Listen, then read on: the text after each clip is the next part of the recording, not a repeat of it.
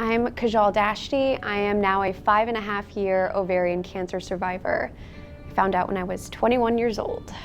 I was just like stunned when I found out.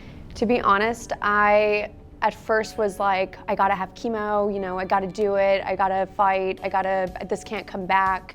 But a lot of it changed for me. I did not handle chemo very well once it started to get real and I started to see oncologists. It was whenever they started talking to me about the regimen and what was going to happen, then I started to freak out and I didn't want to do it.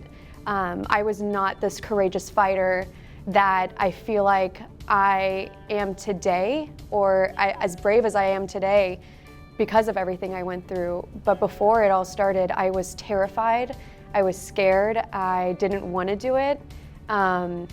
It was a lot of my family and my friends pushing me to do chemo, and I'm so glad I listened. There was a point in the middle where I even almost stopped, and because it was so intense. I think when you're under all the stress and you're being pumped with all this poison, I mean, chemo is poison, your judgment gets a little bit clouded, and I was being really selfish and I wasn't thinking, you know, this isn't just affecting me, this is affecting my parents and my family, my sister, my grandma, who was home watching the dogs while my parents were taking care of me 8 hours a day during those infusions.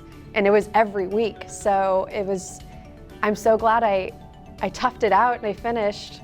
I made the decision actually in the second round of my chemo that I was going to make a difference if I made it.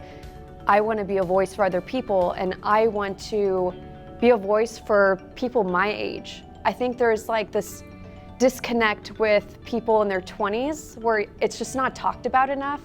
That's why, I mean, my doctors didn't even catch that I had cancer because in their mind, I'm 20 years old, I'm healthy, there's nothing wrong with me. This is way more common than people realize. So why not talk about it and get people to pay more attention to their bodies, especially younger people?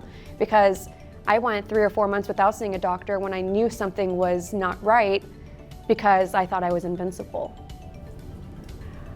I think that for people who maybe have not been diagnosed yet, or maybe they won't ever be diagnosed, just pay such close attention to your body. If you're not crazy, you're not, you know, psycho for wanting to pay attention to the smallest little thing that might be off about you. If your stomach's hurting, just go to the doctor and get it checked out. Have them check everything. Be thorough, push your doctor. It's you has to deal with it at the end of the day. That doctor is not getting poison pumped in their body, it's you.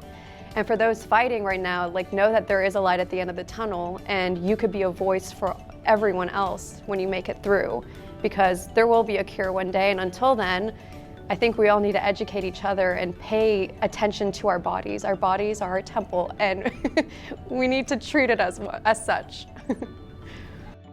Thank you all so much for writing right now for Be the Difference. You're not just writing for this awesome nonprofit, but you're also writing for your families, you're writing for me, and you're writing for all the survivors and those fighting ovarian cancer right now. Because guys, it takes a village to beat cancer. And one day when we find that cure, we're all gonna celebrate this moment together, that we all fought together for that moment.